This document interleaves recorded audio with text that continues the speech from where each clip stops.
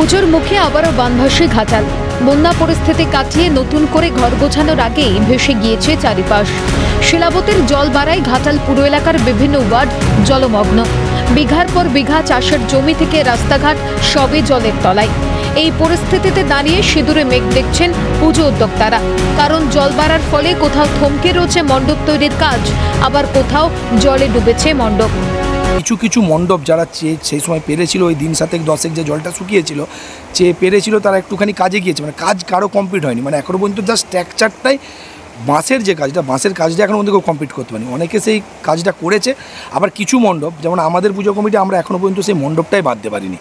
এমন একটা পরিস্থিতি, মানে যে শুকোলেও যে সে মণ্ডপটা বাঁধা হবে, শুকোনো জলটা চলে যাওয়ার পর একটা কাদা থাকে, তারপর অনবরত বৃষ্টি হয়েছে, সে বৃষ্টির ফলে কাদা যতক্ষণ না শুকোচ্ছে তাও তো বাঁশ গাড়া যাচ্ছে না।